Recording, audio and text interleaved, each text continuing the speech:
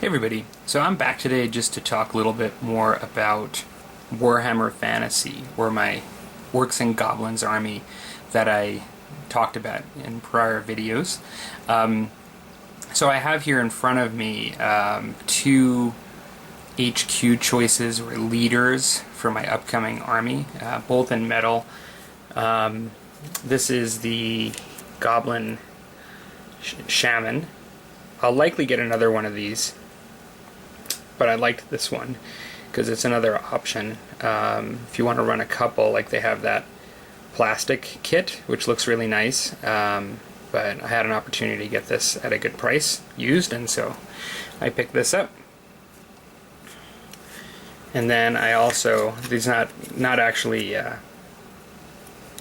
he's not assembled because, like the Wolf Riders, you know, I don't want to assemble before I end up painting. I just think it'll be easier to paint. But he's another, it looks like he's got a squig face or something like that on the front of that, but basically it's another goblin, and this is the warlord, war boss, I should say. I haven't experimented too much with lists yet, but the reason I wanted to do Orcs and Goblins is there are a couple. One is that being a fan of Lord of the Rings,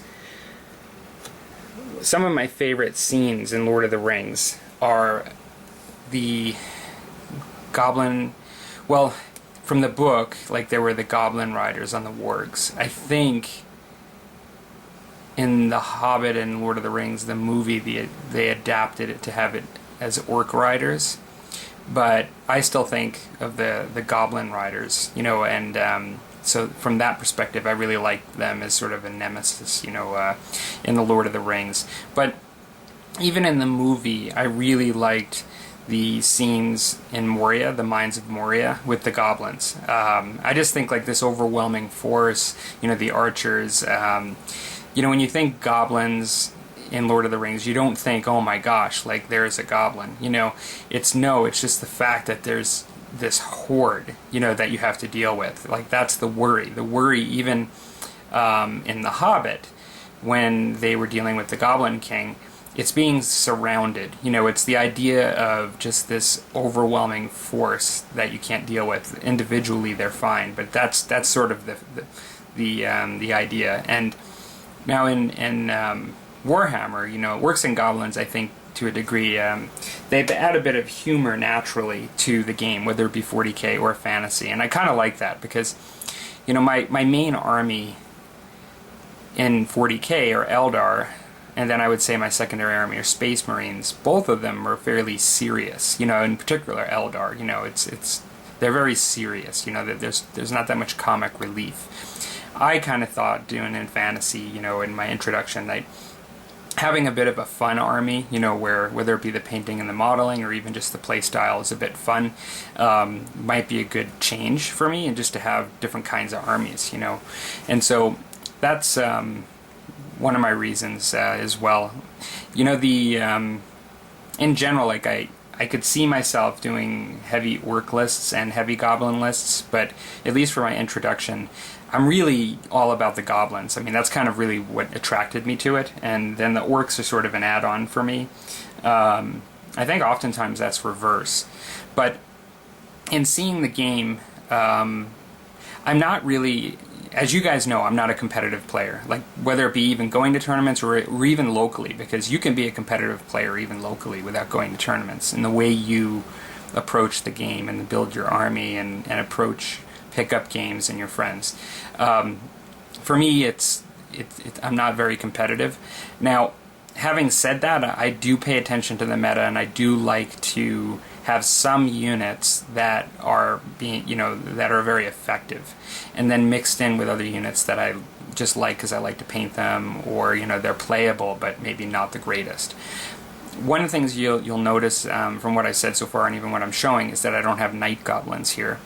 The meta, as I could tell for 8th edition, seemed to be folks that were playing on YouTube with lists over and over that seemed to be effective, or that were trying to make them competitive, Night Goblins with all of their, and I apologize, I don't know all the rules yet, but they're fanatics and the orc savages, as well as goblin wolf riders. Then the goblin doom glider, I think it's called. Sorry, I probably got that wrong, but you know which one I'm talking about. The goblin that flies in and can move a bit on his own as a piece of artillery war machine. And then to a degree, black orcs, which I think are expensive but very effective, and there's reasons to take them, and some people go all in with them or use them effectively, and then others avoid them. I think just use the savage orcs. But I think that's really, to a degree, what I primarily saw. And then I guess if you're doing the Night Goblins, there's also people that are using the squigs and effectively and as part of their tactics. So my army is going to look a lot different than that. I definitely want the Goblin Wolf Riders, and so I think as they fit quite well with what I want to do. The goblins that I'm doing are the standard goblins. I'm not really like I reserve the right to later get Night Goblins if I want to do a painting project and add them to the army, but really I'm loading up on generic goblins in my mind, and that's mainly for a visual and just a play style that I want. I know they're not the meta what people generally take. They take the Night Goblins, but that's kind of what I want to do, and I'm doing this for fun, and so then I'm going to do that. I could definitely see getting some Savage Orcs, and I could definitely see getting some Black Orcs at one point, but as far as the Goblins go, they're going to be of the generic variety. I also think the Forest Goblins are cool. They remind me of Lord of the Rings as well. Just the whole spiders as well in the woods and the Forest Goblins, like that aspect is kind of cool, and I could see mixing that in. And I really like that large spider model as like a monster, and I could see myself getting one of those. And so yeah, like that's kind of the plan that I'm going for. I guess at this point I'll just have to get friends for these guys, just because that's in this game there's quite a bit of models required for a decent sized army. Initially I just want to be able to paint up 500 points. Do you hear that sound? Maybe it might be over here. Let me just see. Because, yeah, I'll need to get some guys for them. I don't think they have enough friends yet. Oh, maybe I'm wrong. So, these guys I primarily bought used. Now, what I have here, I did get one group of Wolf Riders brand new, and that was mainly retail therapy. I was just kind of thinking about all this stuff, and I just ended up at a store and picking them up. The two guys, the War Boss that I just showed you, I did buy new, but everything else is used to one degree or another in the amount of use. These are the Orc Archers, which just seem like a good purchase because like I said, I got a lot of this stuff really, really cheap. These Spider Riders have never been painted before, and they do need to be worked on a little bit with mold lines and cleanup, but they're actually in really good shape. I have my standard goblins, like 20 here, that are of your regular goblin variety, and they were just as painted as these Wolf Riders that are behind them. There's actually a fair bit of paint on them, and I've actually stripped them this week and cleaned them up. They actually came out pretty good. I can show you. It's not perfect. They have a little bit of water on them because I've just rinsed them off. Sorry. It's not perfect, but these had a lot of paint on them. I'm going to go through the process I use for stripping plastic models, because I think I've been fairly successful, and I've had questions from people about how I do it. So I'm going to actually do those Wolf Riders that were just right behind them and just go through a step-by-step process to show how I actually remove all the, I should say most of the paint. As you can see, there is a little bit left. Well, I'll explain a bit more in the video how I do it, and then also how I decide to stop, because you could make it a process of perfection to try to get it completely clean. If you saw the Terminators and the Space Marines I did for Knights of Griffin, they were used. They're not actually new. And I think they came out pretty nice, despite, and they were of this sort of amount of cleanup when I was done. And so it's not perfect, but it's actually what I would say 95 to 98% of the way. And I think that it came out pretty good. So I'll go through that process fairly shortly. Do a little video series on just showing me go through what can be the tedious process. You know, I really like new models for the most part. When I can, I prefer to work with new models. But given the size of this game, to play Warhammer Fantasy at a decent points game, you know, 8th edition, you need to have a number of models. And like, just to give you an example, like I got this unit of 20 goblins for $5. I got this for like 15 Canadian. Just, they're basically new, these ones here. And, you know, the same thing, like $5 for like, I think it might have been $10 for 15 Wolf Riders, or $5, I'm not sure, but they're already painted. Just really good deals. And so I spent very little money on what you see here. I have to put some elbow grease into it besides the painting. Like even before the painting starts, I have some cleanup from a modeling perspective, as well as painting, as well as stripping everything off and then starting from the ground up again. That work, from my perspective, equals money, you know, because time is money. But if you have the time and you don't really want to spend the money, like you want to justify it to yourself, sometimes it's good to just go the used route. And particularly when you just have lots of units. Character models, I probably wouldn't as much, you know, always do that. But with these guys, you know, like I'm going to be doing, I don't know how many, I'm going to be getting more goblins. I might even be getting more goblins new in the future. But it just really lightens the load on the cost to get in. And so, essentially, behind here, so I have 20 Wolf Riders, I've got 10 of the Spiders, and then I've got, I think, let's see, 4, 8, 12, 16, 20, 14. I have about 30 boys back there that I'll have to clean up and do some work on. And then I have about 20, I think they're called, they're archer boys or arter boys or something like that. I don't remember the name from the book, but they're the orcs that are archers over there. And I have another box right there of 20 goblins. So right now I've got, for my goblins that I really want to focus on, I've got 40 to work on of the little goblins. I don't know if I'm going to do them with spears and shields, the ones in the box, or whether I'm going to do them all as archers. Interested in your guys' opinion that actually play and have thoughts on that. I don't know the subtleties of the game, and that's a little bit dangerous, because I know, like, I looked at the goblins and I think they can shoot, 18 inches, which really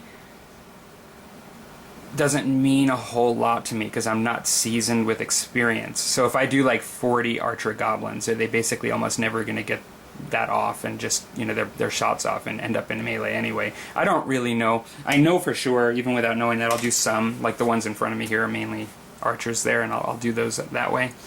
So I'm still thinking about that. And I'm still going to be buying more goblins like this because this is going to be very much a theme. But then, like I said, I'll likely get some black orcs for sure, because I like the models and they can be useful. I believe in the game. They're a pretty tough troop. I think they have that, the rule for Orcs and Goblins, where they end up having like kind of there's sort of that special rule, I forget the name of it, but it's like a morale rule every round to determine whether they do something that you can't predict, either fighting among themselves or something like that. The Black Orcs are not subject to that psychology, that rule, and so that can be useful, and I know from what I've seen, even just putting Black Orcs in units at times can provide that. So I'll likely do that, but I think this is plenty for me to work on in the near future. I, in some ways, don't even have a full appreciation of what I've gotten myself into as to how long it's going to take me to work on this stuff. And I reserve what I said before about getting just a 500 point list initially painted up, because I think this is close to 1,500 points what I have here. Just from when I was looking at it, I will likely just do that, just get 500 points painted up. So, I did get a little box of brand new of Glade Guard, I think is the name of them, for the Wood Elves for my daughter, and I'm going to be painting up a troop of that with her to teach her how to paint more and just spend some time doing that. The only other thing I want to just mention before I go, I'm just going to move back my leaders here. I've been watching less so, but I've still been watching this Age of Sigmar stuff and Kings of War. The plan is to do prepare for Warhammer 8th edition for this stuff while it's still a thing locally and things like that, and it may be for a while, but who knows. With the Age of Sigmar, I think that I might introduce that to my my daughter as the game to play initially when she just has 1 or 2 troops, because it's one of the attractive aspects of the game, and it is an easier game, you know, with rules. And so, where I said that I'm just not counting on it or really going to look into it, I think I'm going to use it as a tool initially in its current state with the way it is. I think it will be good just to get a few models on the table to be able to play a bit once we're painting and we haven't built the armies up. And she likes the idea of mass battles, and so maybe we'll get into 8th edition. Otherwise, the Orcs and Goblins I'll be using for 8th edition with others, you know, friends and things like that down at the shop. But I think I'm going to, you know, use the Age of Sigmar as just kind of a gateway game, which is, I think, to a degree what it was intended for, just to show my daughter a game, you know, that she can use her models for, and while we still have few models. I'm hoping that it gets better, that they release complex rules for it. One thing that I did notice is I realized there's a terrain generating feature in the game. Most of the games that I saw, not all of them, but most of them, didn't have a lot of terrain on the table. And they did end up like with these like mass blobs of troops in the middle, and that's been a common complaint. I kind of wonder whether, if it was set up more 40k style and using that tool and more terrain, because I think that tool just does provide more terrain than what I've seen people, the rules provide more terrain than what I've seen people put on the table. I think that you may get more pockets of skirmishes like you see in 40k, like in different parts of the table, rather than like 2 big forces hitting in the middle. I don't know if that's a leftover of just because of the way mass battles works and you see more of that, like, and people are just kind of going that route, or what. Interested in people's thoughts on that. But I do think that more terrain might make it a little more interesting with the way Age of Sigmar is designed. So beyond that, not a whole lot else. There'll be some fantasy in the future on the channel alongside Musket and Tomahawks, and I will be getting back and doing some painting of 40k. So I'm not abandoning 40k by any means. Okay, talk to you guys later. Take care.